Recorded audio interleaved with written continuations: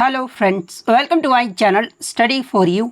सो guys, जैसा कि आज जो आपका एसएससी एमटीएस का 30 सितंबर के सभी शिफ्टों का एग्ज़ाम हो गया है दोस्तों, जिसका जो है मैं आपको बिल्कुल 100% एक्यूरेट आंसर के साथ जो है इस वीडियो में बताऊँगा। तो देख लेते हैं कि किस प्रकार के जो है आज आपके 30 सितंबर के सभी शिफ्टों के एग्ज़ाम में जो है प्रश्न पूछे गए हैं। उससे पहले एक बात और दोस्तों, कि जिन्होंने भी अगर चैनल को सब्सक्राइब नहीं किया है तो एसएससी एमटीएस एग्ज़ाम से रिलेटेड पल पल की अपडेट के लिए जो है चैनल को सब्सक्राइब ज़रूर कर दीजिएगा। और बगल में ही आपको एक बेल आइकन यानी घंटे का निशान भी दिख रहा होगा, तो आप उसे भी जो है ज़रूर प्रेस कर दीजिएगा। तो चलिए वीडियो को स्टार्ट करते हैं। तो आपका पहला क्वेश्चन आया था कि बेदिन खलम किस राज्य का जो है पारंपरिक नृत्य त्यौहार है। तो देखिए, ये जो आपका बेदिन खलम है ना, ये आपका मेघालय राज्य का जो है पारंपरिक नृत्य त्यौहार है। तो मेघालय आपका यहाँ पे करेक्ट आंसर होगा। और देखिए, ये जो आपका त्यौहार है ना, ये आपकी बुआई की अवधि के बाद जो है ये आपका जुलाई महीने में जो है प्रति वर्ष मेघालय राज्य में जो है इस त्यौहार को जो वो मनाया जाता है। तो ये मंथ भी जो है आप ध्यान में रखिएगा। इसके अलावा अन्य राज्य के जो है मेले और महोत्सव की अगर देख लें, जहाँ से एग्जाम में प्रश्न पूछे जाते हैं, जैसे कि बस्तर दशहरा, भोरम देव महोत्सव और मड़ई महोत्सव, ये सभी जो महोत्सव है ना, ये आपके छत्तीसगढ़ राज्य में जो वो मनाया जाता है। इसके अलावा अगर तमिलनाडु की बात कर लें तो देखिए, तमिलनाडु में पोंगल, थिपुसुम, इसके अलावा महामयम महोत्सव, ये जो त्यौहार है ना, ये आपके तमिलनाडु राज्य में मनाया जाता है। गुजरात राज्य की बात कर ले तो देखिए, नवरात्रि, रण उत्सव, उत्तरायण, ये सभी जो त्यौहार है ना, ये आपके गुजरात राज्य में जो वो मनाए जाते हैं। नेक्स्ट क्वेश्चन आपका यहाँ पर आता है कि which article of the constitution of India provides that there shall be council of minister with the prime minister as it head. यानी भारत के संविधान का कौन सा लेख जो है ये प्रदान करता है कि प्रधानमंत्री के साथ अपने सिर के रूप में जो है मंत्रियों की परिषद होगी। तो देखिए, मैं आपको बता दूं कि भारतीय संविधान का अनुच्छेद 74 के क्लोज 1 में आपका कहा गया है कि राष्ट्रपति को उनके कामों में सहायता और सलाह देने के लिए जो है प्रधानमंत्री की अध्यक्षता में एक मंत्री परिषद होगा। ये जो आपका अनुच्छेद 74 के क्लोज 1 में जो वो कहा गया है, तो आर्टिकल 74 का क्लोज 1 आपका यहाँ पे करेक्ट आंसर होगा। नेक्स्ट क्वेश्चन आपका यहाँ पर था कि फंडामेंटल ड्यूटीज़ यानी मौलिक कर्तव्य जो है भारत के संविधान के किस अनुच्छेद में जो ये आपका वर्णित है। तो देखिए, मौलिक कर्तव्य की बात कर ले तो ये आपका अनुच्छेद 51A में जो है ये आपका वर्णित है। तो अनुच्छेद 51A आपका करेक्ट आंसर होगा। इसके अलावा मैं आपको बता दूं कि मूल संविधान में, यानी जब हमारा संविधान बनकर तैयार हुआ था, उस समय मौलिक कर्तव्यों की जो सूची थी ना, ये आपका शून्य था। मौलिक कर्तव्य को जो है कब जोड़ा गया था हमारे संविधान में, तो देखिए 42वां जो संविधान संशोधन हुआ था ना, जो कि आपका 1976 में हुआ था। और ये जो आपका स्वर्ण सिंह समिति की सिफारिश पर जो है हमारे संविधान में 10 मौलिक कर्तव्य को जो वो जोड़ा गया था। और 42वें संविधान संशोधन के तहत ही जो है आपके भाग 4A और अनुच्छेद 51A को भी जो वो जोड़ा गया था। और वर्तमान में मौलिक कर्तव्यों की संख्या कितनी है, तो ये आपका 11 मौलिक कर्तव्य है। और 11वां मौलिक कर्तव्य जो ये आपका 86वें संविधान संशोधन जो कि आपका 2002 में हुआ था, इसके माध्यम से जो है ये आपका 11वां मौलिक कर्तव्य जो वो जोड़ा गया था। तो ये फैक्ट भी आपको ध्यान में रखना है। नेक्स्ट क्वेश्चन आपका यहाँ पर आता है कि भारत के निम्नलिखित में से किस पड़ोसी देश में जो है प्रसिद्ध कटास राज मंदिर परिषद है, जिसमें कई धर्मों के मंदिर जो वो स्थित है। तो देखिए, ये जो आपका प्रसिद्ध कटास राज मंदिर परिसर है ना, ये आपके पाकिस्तान के पंजाब प्रांत में स्थित है। तो पाकिस्तान आपका यहाँ पे करेक्ट आंसर होगा। नेक्स्ट क्वेश्चन आपका यहाँ पर आया था कि गणेश रथ ये जो आपका किस राज्य में स्थित है, जो कि आपके बेहतरीन अखंड मंदिरों में से एक है। तो देखिए, गणेश रथ की बात कर ले तो ये जो आपका भारत के तमिलनाडु राज्य का जो है एक शहर महाबलीपुरम में जो है ये आपका स्थित है। तो अगर शहर पूछा गया था तो महाबलीपुरम आपका करेक्ट आंसर होगा। अगर राज्य पूछा गया था तो तमिलनाडु राज्य आपका यहाँ पे करेक्ट आंसर होगा। इसके अलावा मैं आपको बता दूं कि ये जो आपका मंदिर है ना, ये किस भगवान को समर्पित है। तो नाम से ही पता चलता है कि ये आपका भगवान गणेश को जो है वो समर्पित है। तो ये फैक्ट भी आपको ध्यान में रखना है। नेक्स्ट क्वेश्चन आपका यहाँ पर आया था कि किसका रासायनिक सूत्र जो है H2SO4 होता है। तो देखिए, सल्फ्यूरिक एसिड का जो रासायनिक सूत्र है ना, ये आपका H2SO4 होता है। तो सल्फ्यूरिक एसिड आपका करेक्ट आंसर होगा। नेक्स्ट क्वेश्चन आपका यहाँ रहा था कि एशियाई खो खो चैंपियनशिप 2023 का जो है विजेता देश जो है ये कौन रहा था। तो देखिए एशियाई खो खो चैंपियनशिप 2023 ये जो है कहाँ पर आयोजित किया गया था, तो ये आपका भारत में ही आयोजित किया गया था, जो कि आपका चौथा संस्करण था और ये आपका असम राज्य में जो है ये आपका आयोजित किया गया था। और जिसमें अगर विजेता की बात कर ले तो ये आपका भारत देश ही रहा था और उप विजेता जो है ये आपका ईरान देश रहा था। तो भारत आपका यहाँ पे करेक्ट आंसर होगा। इसके अलावा मैं आपको बता दूं कि 2023 का जो एशियाई खो खो चैंपियनशिप हुआ था ना, इसमें टोटल 10 देशों ने जो वो भाग लिया था, तो ये फैक्ट भी आप ध्यान में रखिएगा।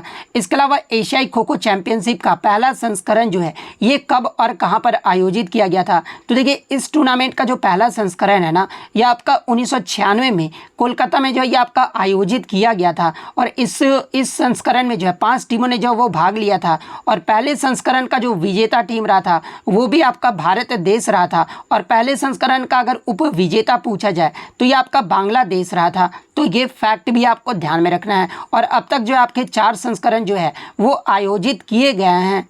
नेक्स्ट क्वेश्चन आपका आ रहा था कि आर मुथुकन्नमल जो है किस शैली के जो है वो नर्तक है जिन्हें 2022 में जो है भारत सरकार के द्वारा पद्मश्री अवार्ड से जो वो सम्मानित किया गया है। तो देखिए आर मुथुकन्नमल की बात कर ले तो ये जो आपके सधीर नृत्य शैली से जो वो संबंधित है और इन्हें सधीर नृत्य शैली में योगदान के लिए जो है 2022 में इन्हें पद्मश्री अवार्ड से जो वो सम्मानित किया गया था। तो सधीर नृत्य शैली आपका यहाँ पे करेक्ट आंसर होगा। नेक्स्ट क्वेश्चन आपका आ रहा था कि निम्नलिखित में से कौन सा एक शास्त्रीय नृत्य नहीं है। तो देखिए मैं आपको बता दूं कि संगीत नाटक एकेडमी के अनुसार आपके टोटल 8 शास्त्रीय नृत्य हैं और वो 8 शास्त्रीय नृत्य कौन कौन से हैं। तो देखिए पहला आपका भरतनाट्यम है जो कि आपका कहाँ का शास्त्रीय नृत्य है, तो ये आपका तमिलनाडु राज्य का जो है एक शास्त्रीय नृत्य है। सेकंड आपका कुचिपुड़ी है जो कि आपका आंध्र प्रदेश राज्य का जो है शास्त्रीय नृत्य है। कथकली की बात कर ले तो ये आपका केरल राज्य का जो है शास्त्रीय नृत्य है। कथक जो है ये आपका उत्तर प्रदेश का जो है शास्त्रीय नृत्य है। ओडिसी जो है ये आपका उड़ीसा का शास्त्रीय नृत्य है। सत्रिया की बात कर ले तो ये आपका असम राज्य का जो है शास्त्रीय नृत्य है। मणिपुरी जो है ये आपका मणिपुर का जो है शास्त्रीय नृत्य है और मोहिनीअट्टम जो है ये आपका केरल राज्य का जो है वो शास्त्रीय नृत्य है। तो वर्तमान में आपके 8 शास्त्रीय नृत्य हैं। तो इनमें से आपका 3 तो ऑप्शन में दिया गया था, इसके अलावा जो चौथा ऑप्शन होगा ना वही आपका यहाँ पे करेक्ट आंसर होगा। नेक्स्ट आपका यहाँ पर आता है कि in Akbar period which department person is called Diwan, यानी अकबर के समय जो है किस विभाग के लोगों को जो है ये आपका दीवान जो है वो कहा जाता था। तो देखिए अकबर के समय आपका जो दीवान है ना ये राज्य की समस्त आय और व्यय का प्रबंधन जो करते थे ना उन्हें जो है दीवान जो है वो कहा जाता था। तो आपका राज्य की समस्त आय और व्यय का प्रबंधन करना ये जो आपका यहाँ पे करेक्ट आंसर होगा। इसके अलावा मैं आपको बता दूं कि केंद्रीय स्तर पर मुगल साम्राज्य के अन्य अधिकारियों की बात कर ले तो देखिए मुख्यमंत्री के रूप में जो ये किसे जाना जाता था, तो ये आपके वजीर को जो वो जाना जाता था और ये जो आपके राजस्व और वित्त का जो काम है ना ये वजीर ही जो वो देखा करते थे। तो ये फैक्ट भी आप ध्यान में रखिएगा। इसके अलावा बात कर ले मीर बख्शी का जो है आपका जिम्मेदारियां क्या क्या होती थी। तो देखिए मीर बख्शी का जो जिम्मेदारी होता था ना वो सैन्य नियुक्तियों और पदोन्नतियों के संबंध में खुफिया जानकारी एकत्र करना और इसकी जो वो सिफारिश करना, ये जो आपका मीर बख्शी का जो वो जिम्मेदारी होता था। मीर समन की बात कर ले तो ये आपके शाही खरखानों का प्रभारी जहां सभी प्रकार के विनिर्माण होते थे, ये जो आपका मीर समन का जो वो जिम्मेदारी होता था। दीवाने बयूतात की बात कर ले तो देखिए सड़कों सरकारी भवनों आदि का रख रखाव ये जो आपका किसके द्वारा किया जाता था, तो ये आपके दीवाने बयूतात के द्वारा जो वो किया जाता था। नेक्स्ट आपका यहाँ पर आता कि इनमें से कौन जो है पूंजी प्राप्ति का हिस्सा नहीं है, जहाँ पे ऑप्शन में आपका टैक्स दिया गया था। तो देखिए ये जो आपका कर होता है ना ये पूंजी प्राप्ति का जो हिस्सा नहीं होता है, तो कर आपका यहाँ पे करेक्ट आंसर होगा। नेक्स्ट क्वेश्चन आपका आ रहा था कि 2023 में मध्य प्रदेश सरकार के द्वारा जो है लता मंगेशकर पुरस्कार ये जो है किसे दिया गया था। तो देखिए मैं आपको बता दूं कि ये जो आपका लता मंगेशकर पुरस्कार है ना ये आपका मध्य प्रदेश सरकार के द्वारा दिया जाता है और लता मंगेशकर पुरस्कार की शुरुआत जो है मध्य प्रदेश सरकार के द्वारा इसे 1984 में जो है वो शुरू किया गया था। तो कुछ बच्चों ने बताया कि 2021 का पूछा गया था, कुछ बच्चों ने 2023 का बताया है। तो देखिए मैं आपको दोनों बता देता हूँ कि 2021 में आपका जो लता मंगेशकर पुरस्कार है है ना मध्य प्रदेश सरकार के द्वारा ये आपके कुमार सानू को जो वो दिया गया था। वहीं अगर 2023 का पूछा गया होगा तो देखिए 2023 में आपका जो मध्य प्रदेश सरकार के द्वारा ये जो आपका KS चित्रा को जो है लता मंगेशकर पुरस्कार से जो वो सम्मानित किया गया था। तो अगर 2023 का पूछा गया था तो KS चित्रा आपका करेक्ट आंसर होगा। 2021 का पूछा गया था तो फिर आपका कुमार सानू जो है वो करेक्ट आंसर होगा। वहीं अगर 2020 का आगे के शिफ्टों में पूछ ले तो ये आपका आनंद मिलिंद को जो वो दिया गया था। 2022 का अगर पूछे तो ये आपका उत्तम सिंह को जो वो दिया गया था। नेक्स्ट आपका यहाँ पर आता है कि मैला आंचल पुस्तक के लेखक कौन है। तो देखिए मैला आंचल ये जो पुस्तक है ना ये आपके फणीश्वर नाथ रेणु के द्वारा जो वो लिखा गया था। तो फणीश्वर नाथ रेणु आपका करेक्ट आंसर होगा। नेक्स्ट क्वेश्चन आपका यहाँ पर आता है कि ज्योतिबा फूले का जो संबंध है ये कहाँ से था। तो देखिए ज्योतिबा फूले की बात कर ले तो ये आपके जाति विरोधक जो है आंदोलन करता थे और ज्योतिबा फूले के द्वारा ही जो है ये 1873 में सत्यशोधक समाज का गठन जो वो किया गया था। इसके अलावा मैं आपको बता दूं कि ज्योतिबा फूले और उनकी पत्नी सावित्रीबाई फूले के द्वारा ही जो है पूना में एक बालिका विद्यालय भी जो वो खोला गया था और जो कि पुणे में लड़कियों के लिए ये जो आपका भारत का पहला विश्वविद्यालय भी जो है वो आपका खोला गया था। इसके अलावा मैं आपको बता दूं कि ये जो आपका गुलामगिरी नामक पुस्तक है ना ये भी आपका ज्योतिबा फूले के द्वारा ही जो वो किया गया था। तो अगर राज्य पूछा गया था तो महाराष्ट्र आपका करेक्ट आंसर होगा। या फिर किससे संबंधित थे तो जाति विरोध आंदोलन आपका फिर करेक्ट आंसर होगा। नेक्स्ट क्वेश्चन आपका यहाँ पर था कि पित्राधुरा तकनीक निम्नलिखित में से किससे संबंधित है और ये जो आपका फर्स्ट शिफ्ट में जो वो पूछा गया था। तो देखिए पित्राधुरा तकनीक की बात कर लें तो ये जो आपका वास्तुकला और सजावट से जो वो जुड़ा हुआ था और इसमें जो है कीमती पत्थरों से बने फूलों के डिज़ाइन के साथ जो है दीवारों को भी जो वो सजाया जाता था। तो ऑप्शन में अगर ये दिया गया हो तो ये आपका करेक्ट आंसर होगा। ऑप्शन में अगर ये दिया गया होगा तो फिर आपका ये जो है वो करेक्ट आंसर होगा।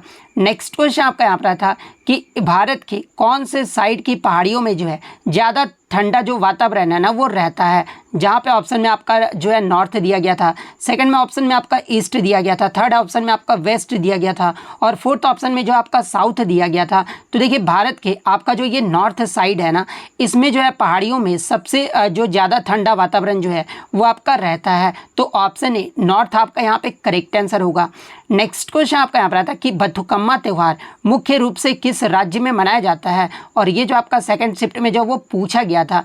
तो देखिए बथुकम्मा त्यौहार जो है ये आपका मुख्य रूप से जो है आपका एक पुष्प उत्सव यानी फूलों का उत्सव है जो कि आपका मुख्य रूप से तेलंगाना और आंध्र प्रदेश के कुछ हिस्सों में जो वो मनाया जाता है। तो ऑप्शन में या तो आपका आंध्र प्रदेश दिया गया होगा या फिर तेलंगाना दिया गया होगा। तो इन दोनों में से जो भी राज्य का नाम दिया गया होगा वो आपका यहाँ पे करेक्ट आंसर होगा। इसके अलावा मैं आपको बता दूं कि ये जो आपका बथुकम्मा त्यौहार है ना ये आपका दुर्गा नवरात्रि के दौरान जो है ये आपका 9 दिनों तक जो है इस त्यौहार को जो वो मनाया जाता है और इस त्यौहार में जो है महागौरी की पूजा भी जो वो की जाती है। तो ये फैक्ट भी आपको ध्यान में रखना है।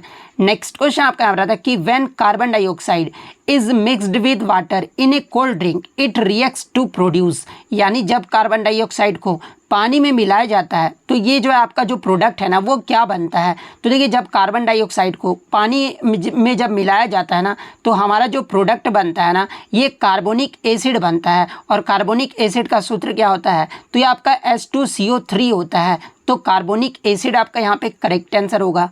नेक्स्ट क्वेश्चन आपका यहाँ रहा था कि foot shot is related to the spot of, यानी ये जो आपका फुट शॉट जो टर्म है ना ये किस खेल से संबंधित है। तो देखिए फुट शॉट की बात कर ले तो ये जो आपका फुटबॉल खेल का जो एक टर्म है तो फुटबॉल आपका यहाँ पे करेक्ट आंसर होगा।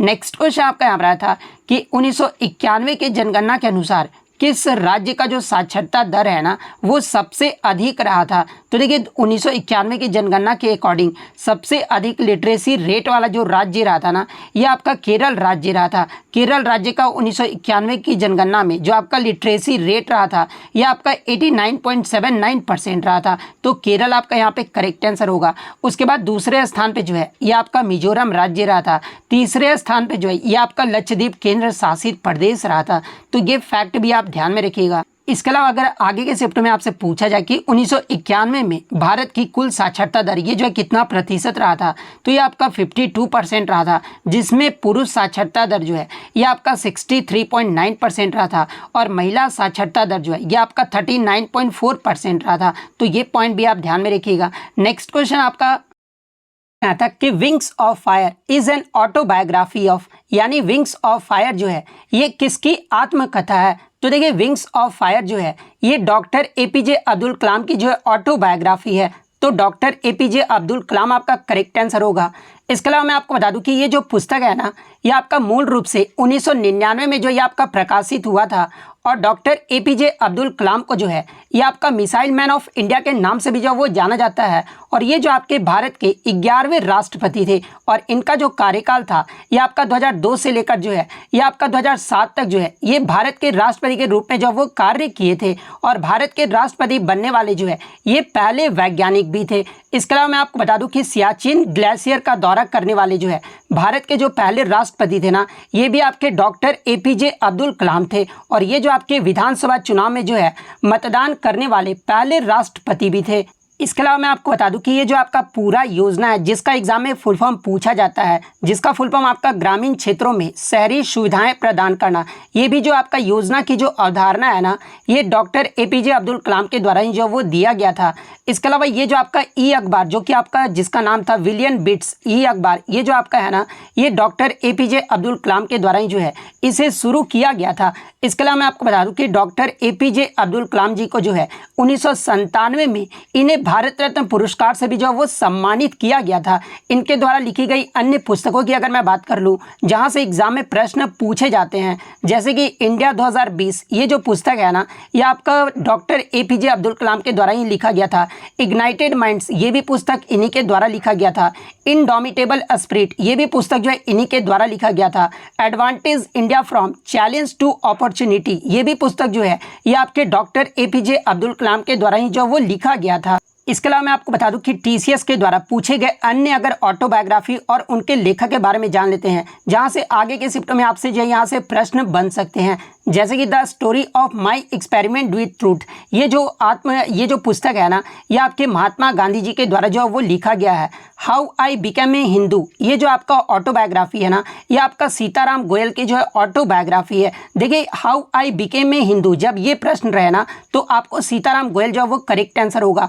लेकिन जब क्वेश्चन में आपका why I am a Hindu ये अगर दिया रहे ना तो देखिए वाई आई एम हिंदू, ये जो आपका ऑटोबायोग्राफी है ना ये आपके शशि थरूर की जो वो आत्मकथा है। तो ये फैक्ट भी आपको ध्यान में रखना है।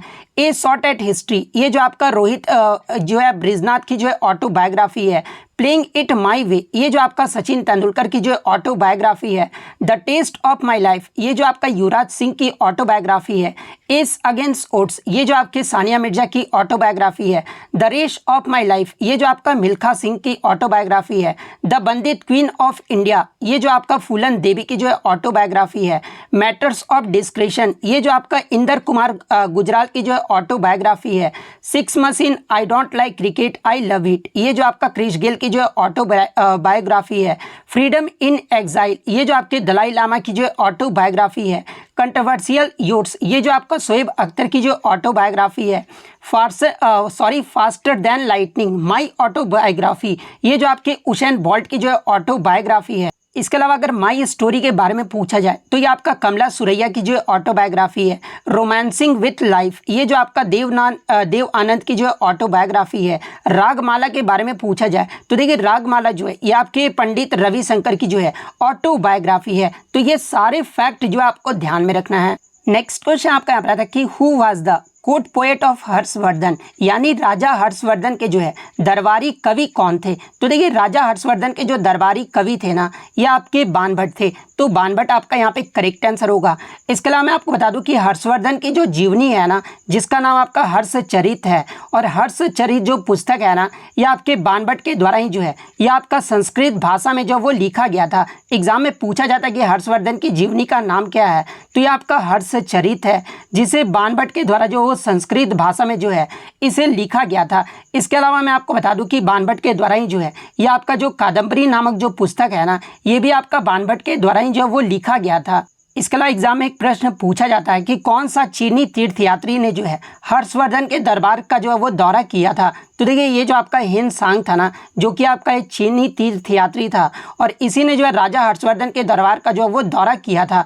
और चीन जाने के बाद जो है ये आपका हिनसोंग ने जो है एक किताब भी लिखी थी जिसका नाम था सी यू की, यानी पश्चिम की दुनिया जो है। ये पुस्तक जो है ये आपका हिनसोंग के द्वारा ही जो है वो लिखा गया था।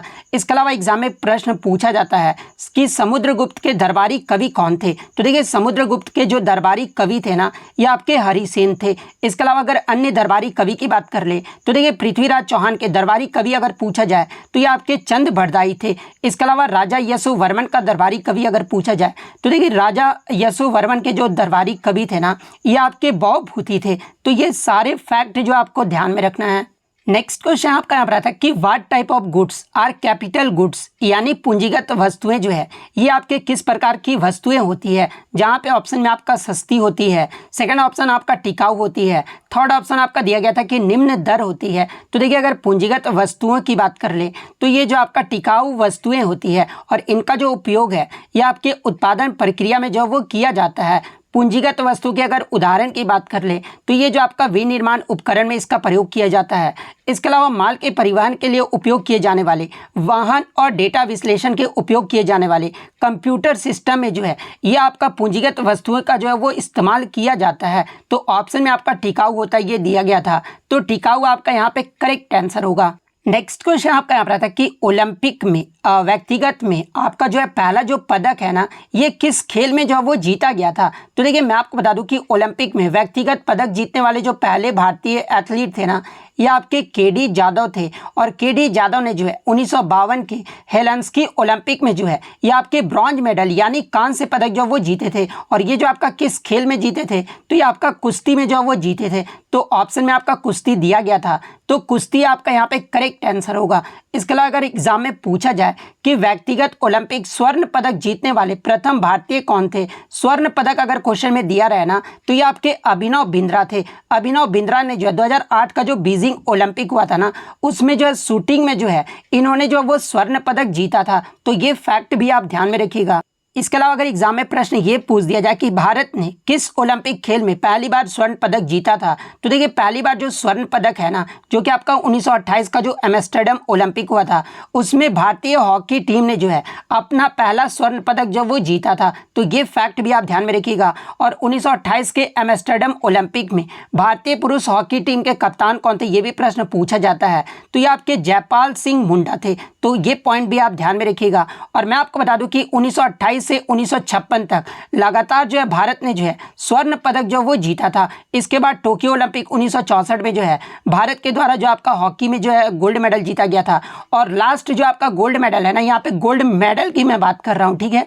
तो लास्ट जो आपका गोल्ड मेडल है हॉकी में, ये आपका 1980 के मॉस्को ओलंपिक में जो वो जीता गया था। तो ये फैक्ट भी आप ध्यान में रखिएगा। और देखिए अब तक भारतीय पुरुष हॉकी टीम के द्वारा जो है ओलंपिक में 13 पदक जो वो जीते गए हैं, जिसमें आपका 8 गोल्ड, 4 जो है वो आपका ब्रॉन्ज मेडल जीता गया और 1 जो आपका सिल्वर मेडल जो वो जीता गया है। और 2024 का जो ओलंपिक हुआ है ये आपका पेरिस फ्रांस में आयोजित किया गया था और इसमें भारतीय हॉकी पुरुष टीम ने जो है ये आपका ब्रॉन्ज मेडल जीता है। तो ये फैक्ट भी आपको ध्यान में रखना है। इसके अलावा एग्जाम में पूछा जाए कि आपके ओलंपिक पदक जीतने वाली भारत की पहली महिला कौन है, तो देखिए ओलंपिक पदक जीतने वाली जो भारत की पहली महिला है ना, ये कर्णम मल्लेश्वरी है। और कर्णम मल्लेश्वरी ने जो है 2000 ईस्वी के सिडनी ओलंपिक में जो है ये कांस्य पदक जीती थी। तो ये फैक्ट भी आप ध्यान में रखिएगा। 2 व्यक्तिगत ओलंपिक पदक जीतने वाली पहली भारतीय महिला के बारे में पूछा जाए तो ये आपका पीवी सिंधु थी। पीवी सिंधु ने 2016 का जो रियो ओलंपिक हुआ था ना, उसमें जो है ये सिल्वर मेडल जीती थी। और 2020 का जो आपका टोक्यो ओलंपिक हुआ था, उसमें जो है पीवी सिंधु ने जो है ब्रॉन्ज मेडल जो वो जीती थी। तो ये पॉइंट भी आप ध्यान में रखिएगा। 2 व्यक्तिगत पदक जीतने वाले दूसरे भारतीय एथलीट के बारे में पूछा जाए तो ये आपके सुशील कुमार थे। और अगर पहले पुरुष के बारे में पूछा जाए तो ये आपके सुशील कुमार ही थे। तो ये फैक्ट भी आपको ध्यान में रखना है। नेक्स्ट क्वेश्चन आपका यहाँ पर आता है कि छऊ जो है किस राज्य का प्रसिद्ध लोक नृत्य है। तो देखिए छऊ की बात कर ले तो ये आपका बंगाल, उड़ीसा और झारखंड में का जो है ये प्रचलित एक लोक नृत्य है। तो आपके ऑप्शन में तो या तो पश्चिम बंगाल दिया गया होगा, या फिर उड़ीसा दिया गया होगा, या फिर झारखंड दिया गया होगा। तो इन तीनों में से जो भी ऑप्शन में दिया गया होगा वो आपका यहाँ पे करेक्ट आंसर होगा। इसके अलावा मैं आपको बता दूं कि ये जो आपका छऊ है ना, ये आपके 3 शैलियों में जो वो होता है, और ये जो आपका अलग अलग राज्यों में जो है अलग अलग नामों से जो है इसे जाना जाता है। जैसे कि पुरुलिया छऊ जो है ये आपका पश्चिम बंगाल में इसे कहा जाता है, सरायकेला छऊ जो है ये आपका झारखंड में कहा जाता है, उड़ीसा में जो है इसे मयूरभंज छऊ जो है वो कहा जाता है।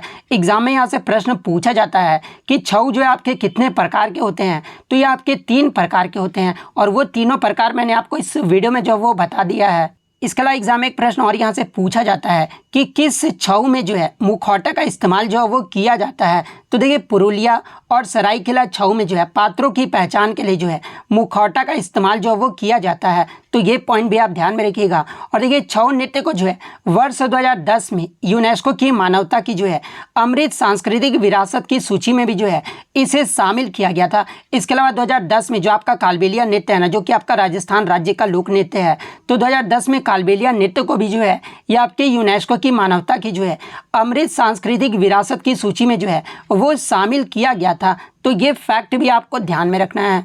नेक्स्ट क्वेश्चन आपका यहाँ पर आता है कि राज्य विधायिका में उनके पद से हटाने का प्रस्ताव विचाराधीन होने के दौरान जो है उस अध्यक्ष या फिर उपाध्यक्ष को जो है जिसके खिलाफ प्रस्ताव विचाराधीन है अध्यक्षता नहीं करनी चाहिए। ये जो आपका किस अनुच्छेद में कहा गया है। तो देखिए ये जो आपका बात है ना, ये आपका अनुच्छेद 181 में जो है वो कहा गया है। तो अनुच्छेद 181 आपका करेक्ट आंसर होगा। इसके अलावा अगर अनुच्छेद 182 की बात कर लें तो इसमें जो आपका राज्य विधान परिषद के अध्यक्ष और उपाध्यक्ष के बारे में जो वो बताया गया है। अनुच्छेद 180 की बात कर लें तो देखिए राज्य विधायिका के कार्यालय के कर्तव्यों का पालन करने और अध्यक्ष के रूप में कार्य करने के लिए उपाध्यक्ष या किसी अन्य व्यक्ति की शक्ति जो प्रदान की गई है ना, यह आपके अनुच्छेद 180 के तहत जो वो प्रदान किया गया है। तो ये पॉइंट भी आपको ध्यान में रखना है। नेक्स्ट क्वेश्चन आपका यहाँ पर आता है कि स्वतंत्रता आंदोलन के दौरान 63 दिन के अनिश्चितकालीन भूख हड़ताल में जो है किस क्रांतिकारी की मृत्यु जो है वो हो गया था। तो देखिए स्वतंत्रता आंदोलन के दौरान 63 दिन के अनिश्चितकालीन भूख हड़ताल के दौरान जो है ये आपके जतीन दास की जो है वो मृत्यु हो गया था। तो जतीन दास आपका यहाँ पे करेक्ट आंसर होगा। इसके अलावा अगर जतीन दास की बात कर ले तो ये जो आपके एक भारतीय क्रांतिकारी थे, और इन्होंने जो है लाहौर षड्यंत्र मामले में जो है इन्हें दोषी जो वो पाया गया था, और इनको 14 जून 1929 को जो है ये अपने अंग्रेजों के सामने जो है वो आत्मसमर्पण भी जो वो कर दिए थे, और इसके बाद 63 दिनों तक भूख हड़ताल जो है वो किए थे, और बाद में 13 सितंबर 1929 को जो है इनकी मृत्यु जो वो हो गई थी। तो ये पॉइंट भी आपको ध्यान में रखना है।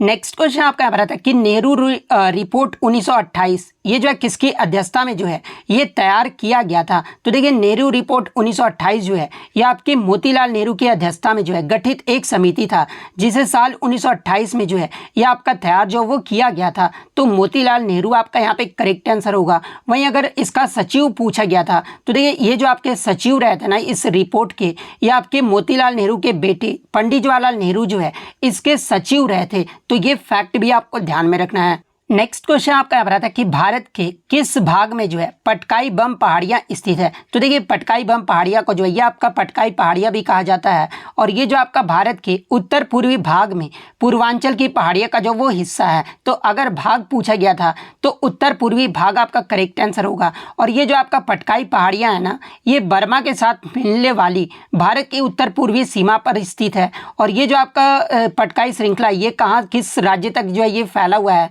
तो ये आपका नागालैंड, मेघालय, मिजोरम और मणिपुर राज्य तक जो ये आपका फैला हुआ है। तो ये पॉइंट भी आपको ध्यान में रखना है।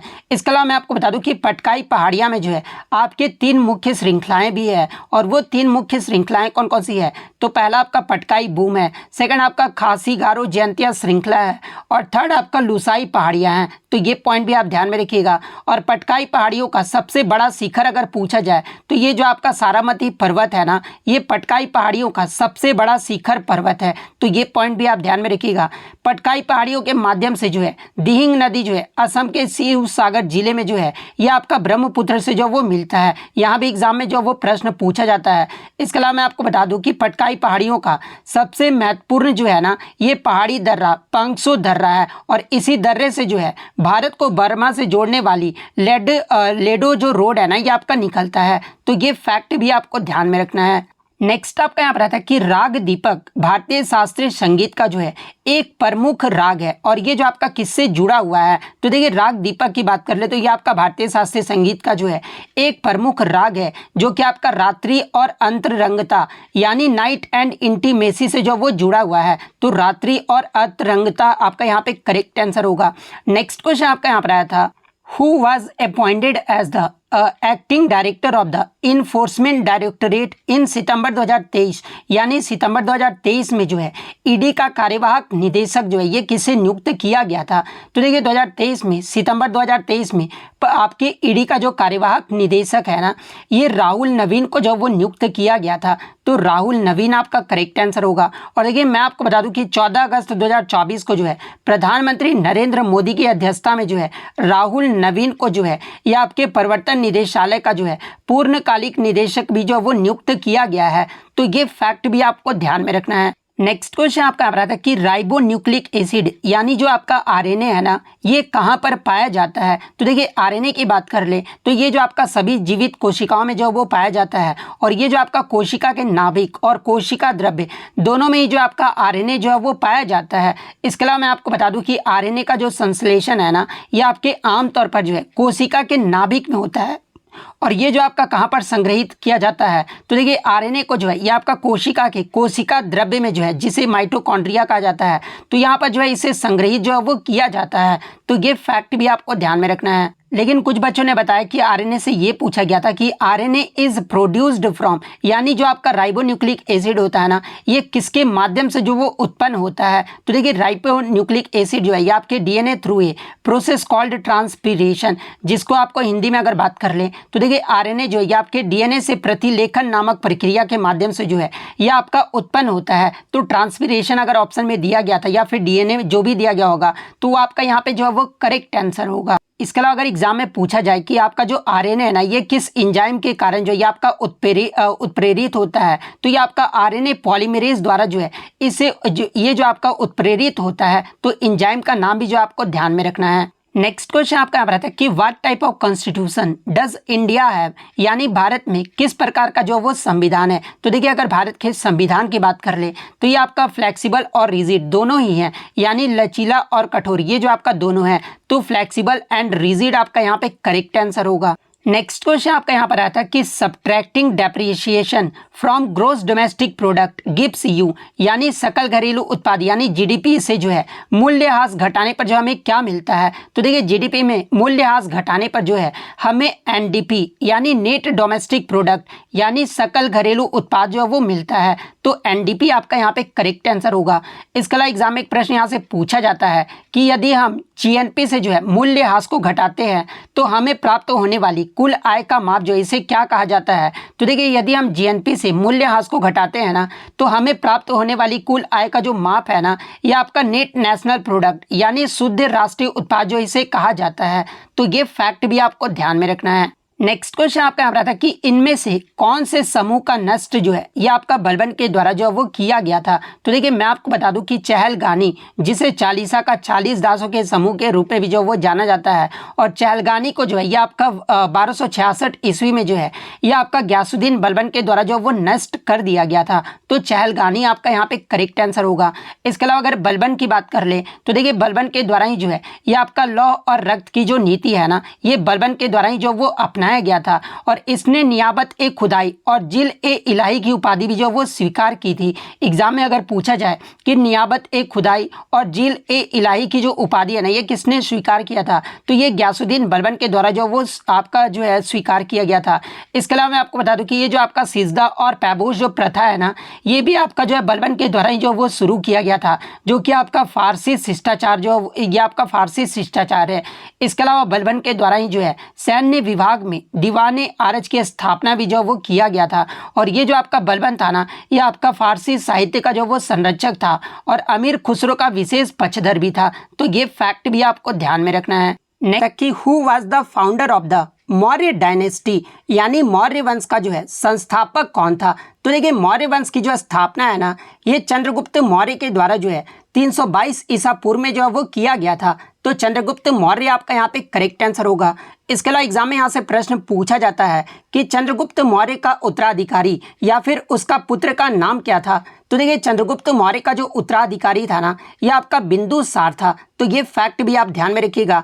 इसके अलावा मैं आपको बता दूं कि मौर्य वंश का सबसे महान जो शासक था ना, यह आपका सम्राट अशोक था। और सम्राट अशोक के द्वारा ही जो है लोगों को अपने संदेश पहुंचाने के लिए जो है शिलालेखों का इस्तेमाल जो है वो किया गया था। और सम्राट अशोक के ज़्यादातर जो शिलालेख थे ना, ये आपके प्राकृत भाषा में थे और ब्राह्मी लिपि में जो ये आपके लिखे गए थे। मौर्य वंश का अगर अंतिम शासक पूछा जाए तो देखिए मौर्य वंश का जो अंतिम शासक था ना, यह आपका बृहदत्त मौर्य था। और बृहदत्त मौर्य की हत्या करके ही जो है पुष्यमित्र शुंग ने जो है शुंग वंश की स्थापना जो है 127 ईसा पूर्व में जो वो किया था। अगर एग्जाम में पूछा जाए कि मौर्य वंश के बाद आपका कौन सा वंश आया था, तो ये आपका शुंग वंश आया था। और शुंग वंश की स्थापना ये जो है किसके द्वारा किया गया था, तो ये आपका पुष्यमित्र शुंग के द्वारा जो है 127 ईसा पूर्व में जो वो किया गया था।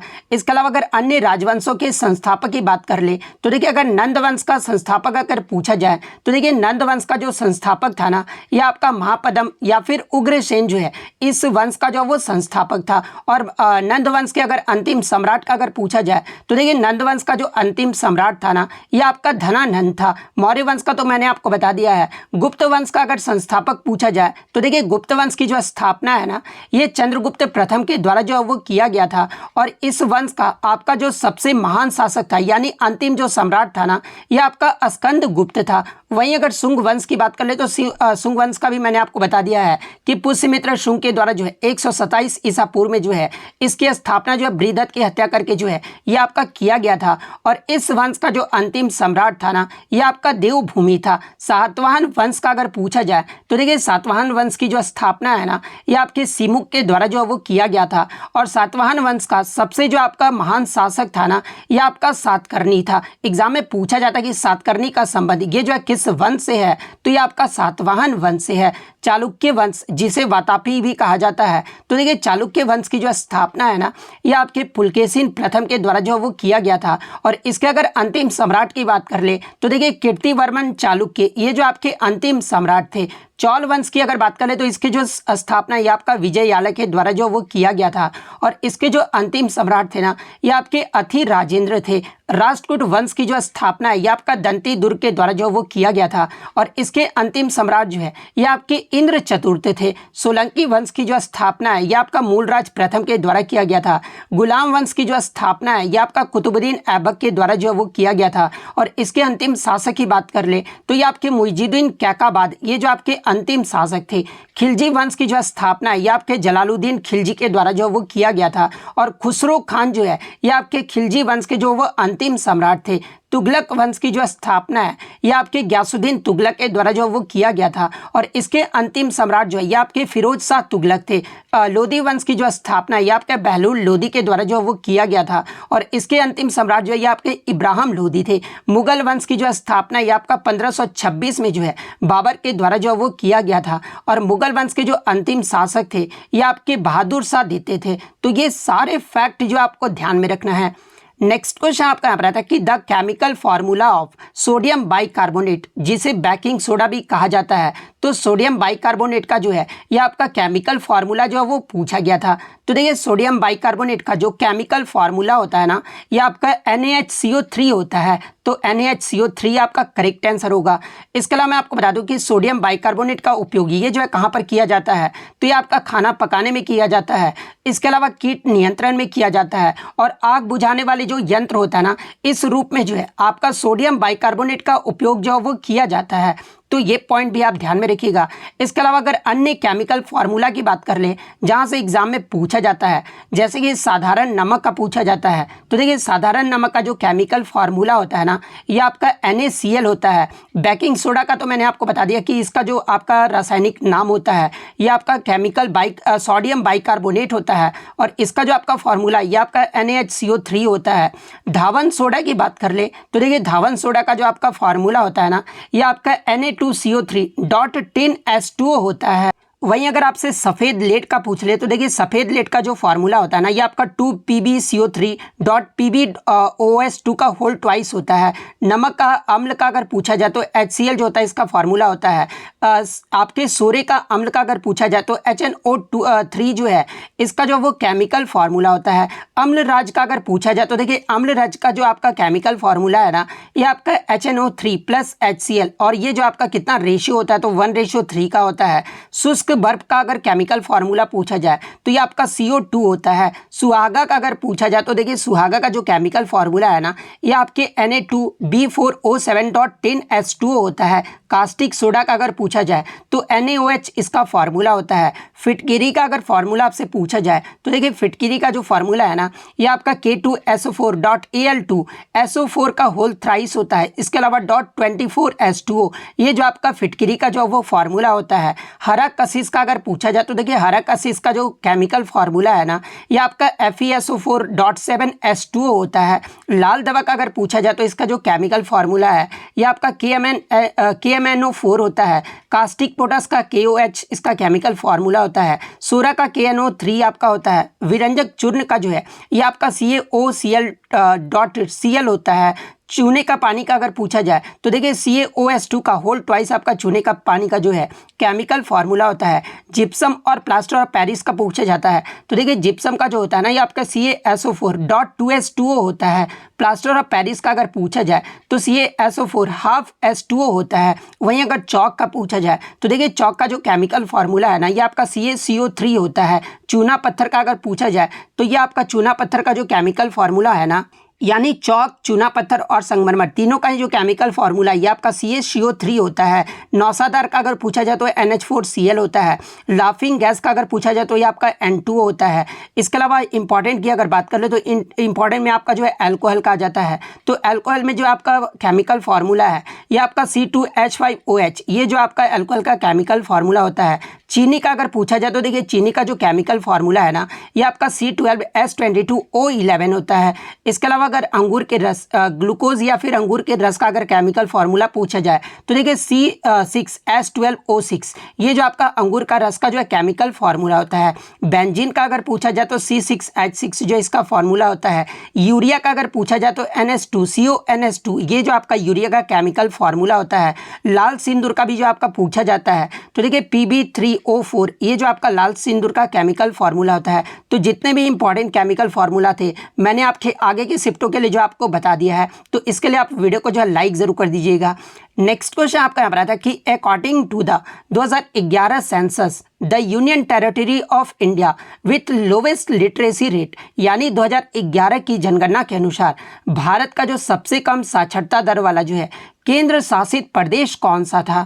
तो देखिए 2011 की जनगणना की बात कर ले तो ये आपका 15वीं जनगणना था, और स्वतंत्रता के बाद जो है ये आपका 7वीं जनगणना था। वहीं अगर साक्षरता दर की बात कर ले तो देखिए सबसे कम जो साक्षरता दर वाला जो आपका यूटी रहा था ना, ये आपका दादर और नगर हवेली रहा था। दादरा और नगर हवेली का जो आपका साक्षरता दर है ये आपका 76.24% रहा था, जहाँ पर पुरुषों का जो लिटरेसी रेट है ये आपका 85.17% रहा था, और महिलाओं का जो लिटरेसी रेट है ये आपका 64.32% रहा था। तो दादरा और नगर हवेली आपका करेक्ट आंसर होगा। इसके अलावा अगर सबसे कम ओवरऑल अगर पूछा जाए तो देखिए सबसे कम जो आपका साक्षरता दर है ना, ये आपका बिहार राज्य का रहा था। बिहार राज्य का जो लिटरेसी रेट है ना, ये आपका ओवरऑल 61.80% रहा था, जिसमें पुरुष साक्षरता दर की बात कर ले तो ये आपका 71.20% रहा था, और महिला साक्षरता दर जो है ये आपका 51.50% रहा था। और यहाँ से एग्जाम में एक प्रश्न पूछा जाता है कि सबसे कम महिला साक्षरता दर वाला जो दूसरे स्थान पे कौन सा राज्य रहा था? तो देखिए दूसरे स्थान पे जो ये आपका राजस्थान राज्य रहा था। ओवरऑल में राजस्थान जो ये आपका तीसरा सबसे कम साक्षरता दर वाला राज्य रहा था, लेकिन महिला में पूछा जाए तो ये आपका दूसरे स्थान पे रहा था। महिला में जो राजस्थान का जो साक्षरता दर है ना, ये आपका 52.12% रहा था। तो ये क्रम भी आपको ध्यान में रखना है। वहीं अगर भारत का लिटरेसी रेट की बात कर ले तो देखिए भारत का जो लिटरेसी रेट है ना 2011 की जनगणना के अनुसार ये आपका 74.04% रहा था, जिसमें पुरुष साक्षरता दर जो है ये आपका 82.14% रहा था और महिला साक्षरता दर जो है ये आपका 65.46% रहा था। सबसे अधिक साक्षरता दर वाला राज्य या ओवरऑल अगर पूछा जाए तो ये आपका केरल राज्य का रहा था, जो कि आपका 94% रहा था। और आप पुरुष का भी देख सकते हैं और महिलाओं का भी जो आप साक्षरता दर देख सकते हैं। उसके बाद क्रम में आपका दूसरे नंबर पर जो ये आपका लक्षद्वीप रहा था। लक्षद्वीप का जो आपका लिटरेसी रेट है ये आपका 91.85% रहा था। तीसरे स्थान पे जो आपका मिजोरम राज्य रहा था। चौथे स्थान पे आपका गोवा राज्य रहा था। पांचवें स्थान पे जो आपका त्रिपुरा राज्य रहा था और छठे स्थान पे जो ये आपका दमन और दीव का रहा था और सातवें स्थान पे जो है ये आपका अंडमान और निकोबार आइसलैंड का रहा था। तो ये क्रम भी आपको जो है वो ध्यान में रखना है। नेक्स्ट आपका यहाँ पर है कि what causes the red colour in tomatoes, यानी जो आपका जो टमाटर में जो लाल रंग होता है ना, ये किसके कारण होता है? तो देखिए आपके टमाटर में जो लाल रंग होता है ना, ये आपके लाइकोपीन नामक जो है आपका वर्णक के कारण होता है। तो लाइकोपीन आपका यहाँ पे करेक्ट आंसर होगा। और ये जो आपका लाइकोपीन जो है ना, ये आपका एक कैरोटीन है। तो ये फैक्ट भी आप ध्यान में रखिएगा। वहीं अगर गाजर का लाल रंग पूछा जाए तो देखिए गाजर का जो लाल रंग है ना, ये आपका बीटा कैरोटीन के कारण होता है। प्याज का लाल रंग अगर पूछा जाए तो देखिए प्याज का जो लाल रंग होता है ना, ये आपका एंथोसाइनिन या फिर एंथोएक्सिन की उपस्थिति के कारण जो है प्याज का जो रंग है ये आपका लाल होता है। चुकंदर में अगर पूछा जाए तो देखिए चुकंदर का जो लाल रंग है ना, ये आपके बीटानिन नामक एक यौगिक के कारण होता है। तो ये पॉइंट भी आप ध्यान में रखिएगा। इसके अलावा मिर्च में अगर लाल रंग पूछा जाए तो देखिए मिर्च में जो आपका कैप्सेंथिन नामक पिगमेंट के कारण जो है मिर्च का जो कलर होता है ना, वो लाल रंग का होता है। तो ये सारे फैक्ट जो आपको ध्यान में रखना है।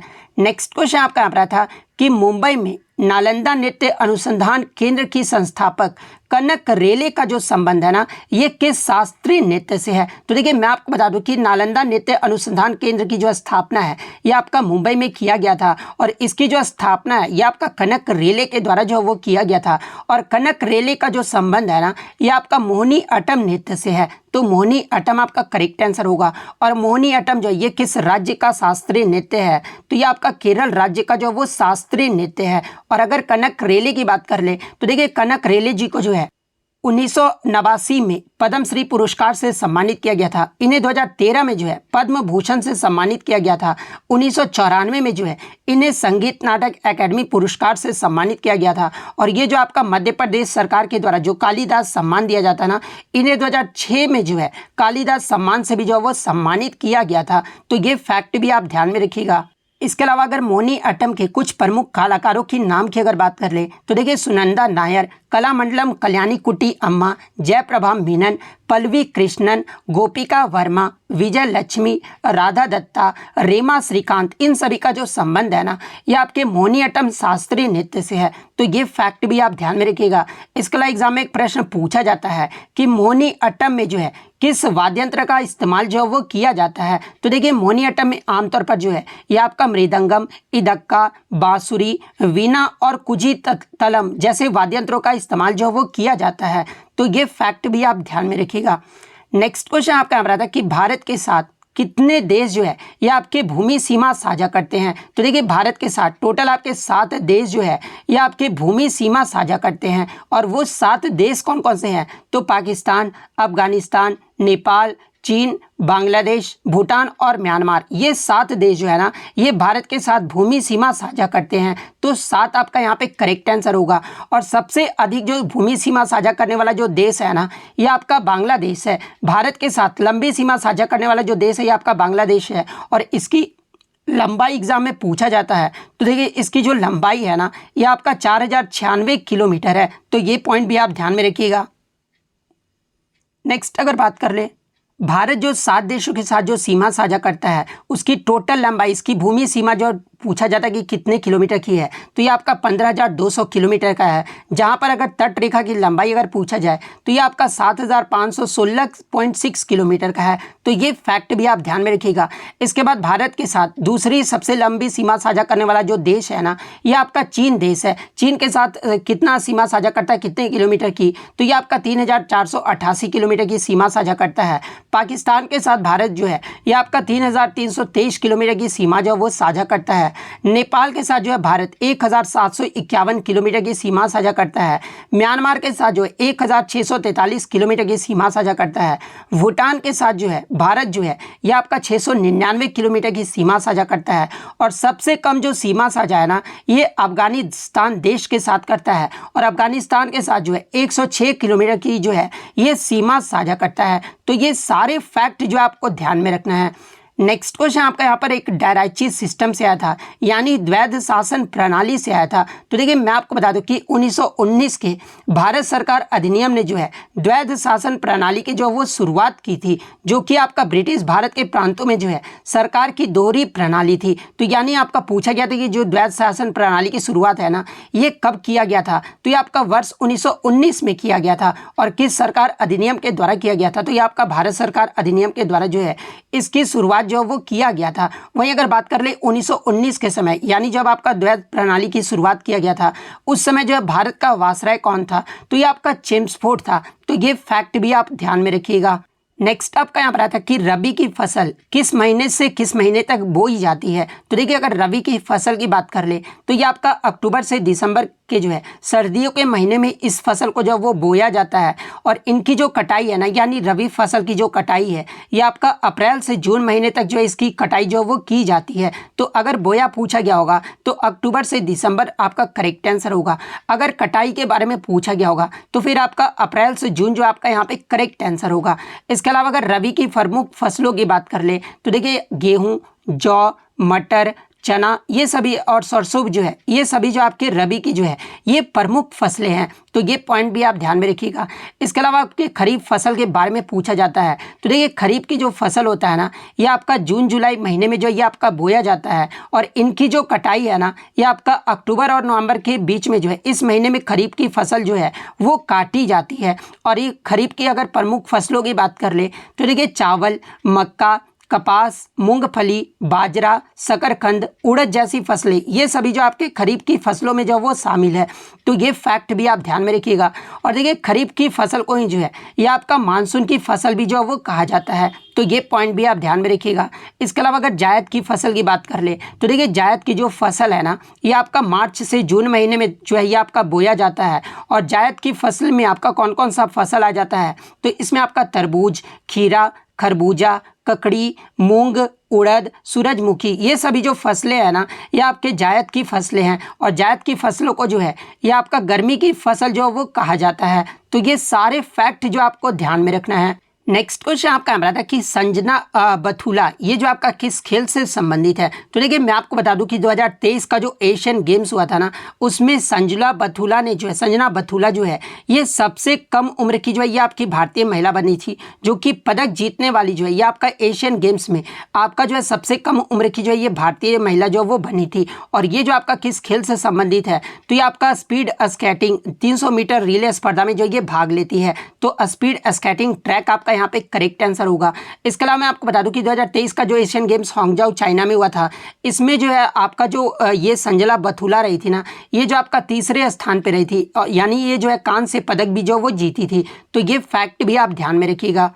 नेक्स्ट आपका यहाँ पर आता है कि ये स्टेटमेंट बेस्ड प्रश्न आया था कि मौसिन राम जो है ये आपका किस राज्य में स्थित है। तो देखिए मौसिन राम की बात कर ले तो ये आपका मेघालय राज्य में स्थित है। और किस पहाड़ी में स्थित है, अगर ये प्रश्न पूछ लिया जाए तो देखिए मौसिन राम जो है ये आपके मेघालय के जो है खासी पर्वतमाला पर स्थित है। तो ये फैक्ट भी आप ध्यान में रखिएगा। और खासी पर्वतमाला ये जो है कहाँ पर स्थित है, तो ये आपका भारत के मेघालय राज्य में जो है शिलोंग पठार में स्थित है। तो मेघालय आपका यहाँ पे करेक्ट आंसर होगा। नेक्स्ट क्वेश्चन आपका यहाँ पर आया था कि निम्नलिखित में से किसे इंदौर घराना का जो है स्थापना के लिए जो वो जाना जाता है। तो देखिए इंदौर घराने के स्थापना के लिए जो है ये आपके उस्ताद आमिर खान को जो वो जाना जाता है। तो उस्ताद आमिर खान आपका यहाँ पे करेक्ट आंसर होगा। इसके अलावा अगर अन्य घराने की बात कर ले तो देखिए ग्वालियर घराने के जो संस्थापक है ना, ये आपके नथन पीर बख्श को जो वो माना जाता है। रामपुर शहसवान घराने के संस्थापक की बात कर ले तो देखिए इस घराने के संस्थापक जो है ये आपके उस्ताद इनायत खान को जो वो जाना जाता है। जयपुर घराने के संस्थापक की बात कर ले तो इसके संस्थापकों में जो है ये आपके उस्ताद आलिदिया खान को जो वो जाना जाता है। किराने घराने के संस्थापक के रूप में जो है ये आपके उस्ताद अब्दुल करीम खान को जो वो जाना जाता है। पटियाला घराने के संस्थापक के रूप में जो है यह आपके अली बख्श और उस्ताद फतेह अली खान को जो वो जाना जाता है। आगरा घराना का अगर पूछा जाए तो देखिए आगरा घराने के संस्थापक के रूप में जो है यह आपके हाजी सुजान खान को जो वो जाना जाता है। तो ये सारे फैक्ट जो आपको ध्यान में रखना है। नेक्स्ट क्वेश्चन आपका यहाँ पर आया था कि हल्दी में जो पीला रंग होता है ना, ये किसकी उपस्थिति के कारण होता है। तो देखिए हल्दी में जो पीला रंग होता है ना, ये आपके करक्यूमिन के कारण जो है ये आपका होता है। तो करक्यूमिन आपका यहाँ पे करेक्ट आंसर होगा। नेक्स्ट आपका यहाँ पर आता है कि लोसर महोत्सव किस राज्य या फिर केंद्र शासित प्रदेश का जो है नव वर्ष की शुरुआत में मनाया जाने वाला जो है एक त्यौहार है। तो देखिए लोसर महोत्सव की बात कर ले तो ये जो आपका लद्दाख की नव वर्ष की शुरुआत के रूप में जो है इस त्यौहार को जो वो मनाया जाता है। तो लद्दाख आपका यहाँ पे करेक्ट आंसर होगा। और देखिए ये जो आपका लोसर त्यौहार है ना, ये आपके तिब्बती कैलेंडर के अनुसार 11वें महीने के जो है पहले दिन जो है इस त्यौहार को जो वो मनाया जाता है। तो ये फैक्ट भी आप ध्यान में रखिएगा। नेक्स्ट क्वेश्चन आपका यहाँ पर आता है कि देश के सबसे उम्र दराज सांसद डॉक्टर शफीकुर रहमान बर्क जो है ये आपके किस पार्टी से जो वो संबंधित है। तो देखिए डॉक्टर शफीकुर रहमान बर्क की बात कर ले तो ये आपके 2019 में जो है सपा के टिकट पर संभल लोकसभा सीट पर जो वो जीत जो है वो दर्ज किए थे। तो ये जो आपके किस पार्टी से संबंधित है, तो ये आपके सपा यानी समाजवादी पार्टी से जो वो आपके जो है वो संबंधित है। तो समाजवादी पार्टी आपका यहाँ पे करेक्ट आंसर होगा। नेक्स्ट क्वेश्चन आपका यहाँ पर आता है कि 2023 में जो आपका WPL हुआ था ना, वुमेन्स प्रीमियर लीग, जो कि आपका पहला संस्करण हुआ था 2023 में, इसमें RCB की महिला टीम की जो है कप्तान कौन रही थी। तो देखिए 2023 में जो आपका RCB महिला टीम की जो कप्तान है ना, ये भारतीय ओपनर बल्लेबाज स्मृति मंदाना रही थी। तो स्मृति मंदाना आपका करेक्ट आंसर होगा। वहीं अगर 2024 का भी पूछा जाए तो देखिए 2024 का जो WPL हुआ था ना, उसमें भी जो RCB की कप्तान है ये आपका स्मृति मंदाना रही थी। तो ये फैक्ट भी आप ध्यान में रखिएगा। और 2024 का जो आपका दूसरा संस्करण हुआ है WPL का, इसका भी जो विजेता टीम रहा ना, ये आपका जो है RCB ही रहा है। और उप विजेता अगर बात कर ले तो ये आपका दिल्ली का टीम रहा था। तो ये फैक्ट भी आप ध्यान में रखिएगा। नेक्स्ट क्वेश्चन आपका यहाँ पर आता है कि भारतीय संविधान के अनुच्छेद 51A जो है ये आपका किस भाग में जो है वो वर्णित है। तो देखिए अनुच्छेद 51A की बात कर ले तो ये आपका भाग 4A में जो है वो वर्णित है, जिसमें भाग 4A में जो आपका मौलिक कर्तव्यों का जिक्र जो है वो किया गया है। तो भाग 4A आपका यहाँ पे करेक्ट आंसर होगा। इसके अलावा मैं आपको बता दूं कि फंडामेंटल ड्यूटीज यानी मौलिक कर्तव्यों को जो है संविधान में जो आपका 42वां संविधान संशोधन हुआ था ना 1976 में, इसके द्वारा जो हमारे संविधान में 10 मौलिक कर्तव्य को जो वो जोड़ा गया था। और एग्जाम में पूछा जाता है कि सरदार स्वर्ण सिंह समिति ने जो है कितने मौलिक कर्तव्यों का जो वो सुझाव दिया था।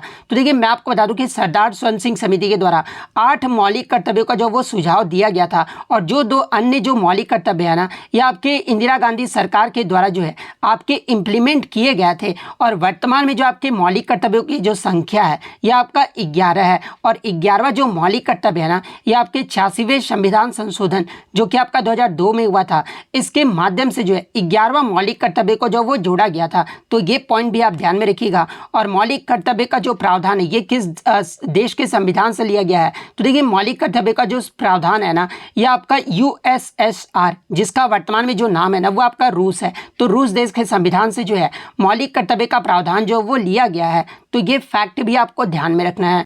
एक क्वेश्चन आपका आया था फार्मेसी अमेंडमेंट बिल 2023 से, यानी फार्मेसी अमेंडमेंट बिल 2023 को जो है ये आपका किस अधिनियम द्वारा जो इसे संशोधित किया गया है।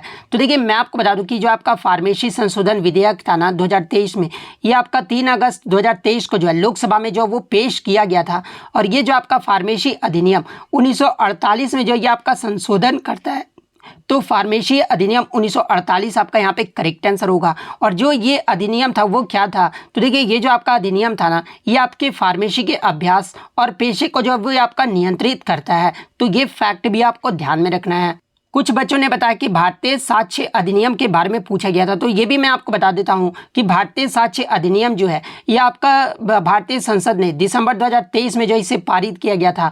और ये जो आपका कौन सा अधिनियम को जो है ये आपका प्रतिस्थापित करता है, तो ये जो अधिनियम है ना ये आपके भारतीय साक्ष्य अधिनियम 1872 को जो ये आपका प्रतिस्थापित जो वो करता है। तो अगर ये पूछा गया था तो भारतीय साक्ष्य अधिनियम 1872 आपका करेक्ट आंसर होगा।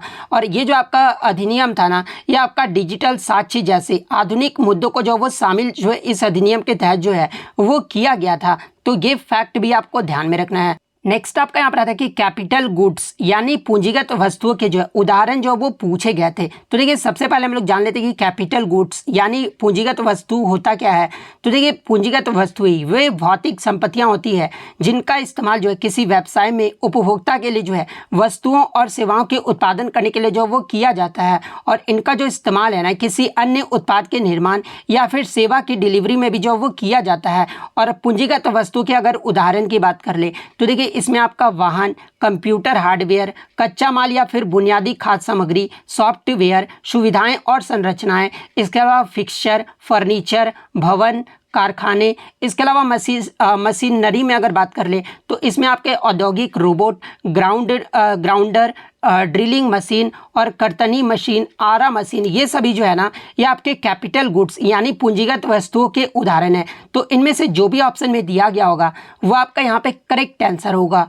नेक्स्ट क्वेश्चन आपका यहाँ पर आता है कि the glory of Patan by K M. Munshi यानी पाटन की महिमा जो आपका कन्हैयालाल माणिकलाल मुंशी के द्वारा जो ये आपका किताब लिखा गया था ये जो आपका किस भाषा में लिखा गया था। तो देखिए ये जो आपका पाटन की महिमा ये जो पुस्तक है ये आपका के.एम. मुंशी के द्वारा जो वो लिखा गया था।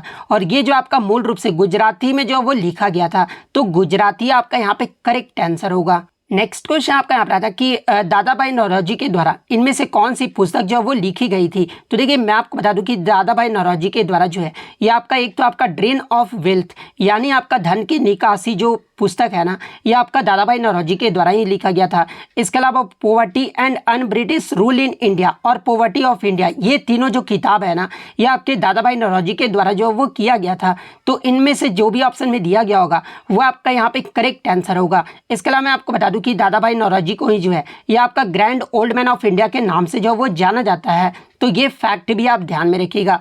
नेक्स्ट क्वेश्चन आपका यहाँ पर आपका जो है मिलान करना था, सॉरी यहाँ पे मिलान नहीं, यहाँ पे आपको अरेंज करना था जो कि आपका पद्म पुरस्कार को जो है ये आपका अरेंज करना था। तो देखिए मैं आपको बता दूं कि पद्म पुरस्कार को जो है ये आपका 3 श्रेणियों में जो वो बांटा गया। और वो 3 श्रेणी कौन कौन से हैं। तो देखिए भारत का जो सबसे सर्वोच्च नागरिक पुरस्कार है वो तो आपका भारत रत्न है। इसके अलावा आपका सेकंड नंबर पे जो है दूसरा जो सर्वोच्च नागरिक पुरस्कार है ये आपका पद्म विभूषण आ जाता है। थर्ड आपका जो है जो तीसरा सर्वोच्च नागरिक पुरस्कार है ये आपका पद्म भूषण है। और भारत का जो चौथा आपका जो सर्वोच्च नागरिक पुरस्कार है ये आपका पद्मश्री है। तो ये जो आपका अगर क्रम में आया होगा तो पहले तो आपका भारत रत्न आ जाएगा, उसके बाद आपका पद्म विभूषण आ जाएगा, उसके बाद आपका पद्म भूषण आ जाएगा, उसके बाद जो आपका पद्मश्री आ जाएगा। और इन पुरस्कारों की जो शुरुआत है ये आपका वर्ष 1954 में जो वो किया गया था। और इस दौरान इन्हें पहले, दूसरे और तीसरे वर्ग में जो वो बांटा गया था। और 1955 के बाद इनका नाम बदलकर जो है पद्म विभूषण, पद्म भूषण और पद्मश्री जो वो कर दिया गया था। तो ये फैक्ट भी आपको ध्यान में रखना है। नेक्स्ट क्वेश्चन आपका रहा था कि पंजाब विधान परिषद को किस वर्ष जो वो समाप्त कर दिया गया था। तो देखिए पंजाब विधान परिषद को जो है ये आपका 1 जनवरी 1970 को जो वो समाप्त कर दिया गया था। तो 1 जनवरी 1970 आपका करेक्ट आंसर होगा। और ये जो आपका किस अधिनियम के तहत पारित किया गया था। तो देखिए इसके लिए पंजाब विधान परिषद उन्मूलन अधिनियम 1969 जो वो पारित किया गया था। और इस अधिनियम के लागू होने के बाद पंजाब की जो विधायिका थी ना ये किस प्रकार का हो गया था। तो ये आपका एक सदनीय हो गया था। तो ये फैक्ट भी आप ध्यान में रखिएगा। इसके अलावा मैं आपको बता दूं कि पंजाब विधान परिषद ये जो आपका पंजाब विधानसभा का जो है ये आपका सभागृह था। तो ये पॉइंट भी आप ध्यान में रखिए। और ये जो आपका 1952 से 1969 तक जो ये आपका कार्यरत था। और उस समय जो पंजाब विधान परिषद में कितने सीटें थी। तो ये आपका 39 सीटें थी। और वर्ष 1966 में पंजाब के 3 भागों में बांटकर जो है ये आपका 3 राज्य जो वो बनाया गया था। और वो 3 राज्य कौन कौन से थे। तो हरियाणा, हिमाचल प्रदेश और पंजाब को जो है ये अलग राज्य जो वो बनाया गया था। और इस बंटवारे के बाद जो है मैं आपको बता दूं कि विधान परिषद की जो सीटें हैं ना ये आपका घटकर जो वो 40 जो वो कर दिया गया था। और विधानसभा की सीटें बढ़कर जो ये कितना कर दिया गया था, तो देखिए विधानसभा की सीटें बढ़कर जो ये आपका 104 कर दिया गया था। तो ये फैक्ट भी आपको ध्यान में रखना है। नेक्स्ट आपका यहाँ पर आता है कि निम्नलिखित में से किस वंश ने जो है विजयनगर राज्य की स्थापना की थी। तो देखिए विजयनगर राज्य की जो स्थापना है ना, ये संगम वंश के द्वारा जो वो किया गया था। और संगम वंश के किस शासक के द्वारा किया गया था, तो ये आपका 1336 में हरियर और बुक्का नामक राय दो भाइयों के द्वारा जो वो किया गया था। तो संगम वंश आपका यहाँ पे करेक्ट आंसर होगा। और विजयनगर राज्य की स्थापना ये जो है किस नदी के तट पर किया गया था, तो ये आपका तुंगभद्रा नदी के तट पर जो वो किया गया था। तो ये फैक्ट भी आप ध्यान में रखिएगा। इसके अलावा मैं आपको बता दूं कि इस वंश का जो आपका जो सबसे प्रसिद्ध शासक था ये कौन था। तो देखिए संगम वंश का जो सबसे प्रसिद्ध शासक था ना, ये आपका देवराय द्वितीय था। और मैं आपको बता दूं कि संगम वंश का जो आपका अवधि रहा था ना, ये आपका 1336 से लेकर जो है 1485 तक रहा था। एग्जाम में पूछा जाता है कि विजयनगर वंश के जो आपके 4 शासक थे उनका क्रम जो एग्जाम में पूछा जाता है। तो देखिए सबसे पहले आपके संगम वंश आए थे, जिनका क्रम मैंने आपको बता दिया है। उसके बाद आपके जो है सालू वंश आए थे, जिसकी जो स्थापना है ये आपके सालू नरसिम्हा के द्वारा जो वो किया गया था। और इनका जो आपका अवधि है ये आपका 1485 से लेकर जो है 1505 तक रहा था। और संगम वंश को समाप्त करके जो है सालू नरसिंहा जो है ये आपके सत्ता में आए थे। उसके बाद जो आपका तुलु वंश आया था, और तुलु वंश की जो स्थापना है ये आपका वीर नरसिंह के द्वारा जो वो किया गया था। और इनका जो ये अवधि है ये आपका 1505 से लेकर जो है 1570 तक रहा था। और कृष्णदेव राय जो है ये आपके तुलु वंश के थे। एग्जाम में पूछा जाता है कि कृष्णदेव राय ये जो आपके किस वंश से संबंधित है, तो ये आपके तुलु वंश से संबंधित है। उसके बाद जो आपका अरविडु वंश आया था, और अरविडु वंश की जो स्थापना है ये आपका तिरुमल के द्वारा जो वो किया गया था। और ये जो आपका 1570 से लेकर 1650 तक रहे थे। और ये जो आपका विजयनगर साम्राज्य का जो है ये आपका अंतिम वंश रहा था। तो ये चारों वंश का जो है आपको सभी को जो वो ध्यान में रखना है। एक क्वेश्चन आपका सर्दी के भाग से आया था। तो देखिए मैं आपको बता दूं कि पृथ्वी के कुछ हिस्से को जो है सूर्य की सीधी किरणें प्राप्त होती है, इसलिए जब उत्तरी ध्रुव पर सूर्य की ओर झुकता है ना, तो उत्तरी गोलार्ध में जो ये आपका गर्मी होता है। और जब दक्षिणी ध्रुव सूर्य की ओर झुकता है ना, तो उत्तरी गोलार्ध में जो ये आपका सर्दी होता है। तो यही शायद आपसे पूछा गया था कि जब दक्षिणी ध्रुव सूर्य की ओर झुकता है तो ये किस गोलार्ध में जो वो सर्दी होता है, तो ये आपका उत्तरी गोलार्ध में जो वो सर्दी होता है। तो उत्तरी गोलार्ध आपका यहाँ पे करेक्ट आंसर होगा। इसके अलावा अगर इंग्लिश की बात कर ले तो देखिए इंग्लिश में जो है आपका स्टडी का जो है आप और एनर्जी का जो आपका सिनोनिम जो वो पूछा गया था। इसके अलावा अगर क्लोज्ड की बात कर ले तो देखिए बर्ड पैट पर जो है आपका बेस्ड जो है एक आपका क्लोज टेस्ट जो है वो पूछा गया था। वहीं अगर ईडियम की बात कर ले तो देखिए ईडियम में जो आपका 2 ईडियम आया था। एक तो आपका आया था कि रीड बिटवीन लाइन, ये जो आपका ईडियम जो वो पूछा गया था। और दूसरा जो ईडियम था ये आपका ए पीस ऑफ केक, ये जो आपका दूसरा ईडियम जो है वो पूछा गया था। वहीं अगर स्पेलिंग की बात कर ले तो स्पेलिंग एरर जो आपका सक्सेस का जो वो पूछा गया था। तो देखिए सक्सेस का जो आपका सही स्पेलिंग होता है ना, वो आपका SUCCESS, ये जो आपका सक्सेस का जो है वो सही स्पेलिंग होता है। तो इस प्रकार से जिन्होंने भी टिक किया होगा उनका यहाँ पे करेक्ट आंसर होगा। तो इतने क्वेश्चन जो है आज मुझे बच्चों के द्वारा मिले हैं जो कि 100% रियल और ऑथेंटिक है। तो अगर वीडियो अच्छी लगी हो तो वीडियो को जो है लाइक ज़रूर कर दीजिएगा। और इसी तरह रियल एनालिसिस पाने के लिए जो है चैनल को सब्सक्राइब ज़रूर कर दीजिएगा। तो मिलते हैं नेक्स्ट वीडियो में, तब तक thank you, all the best.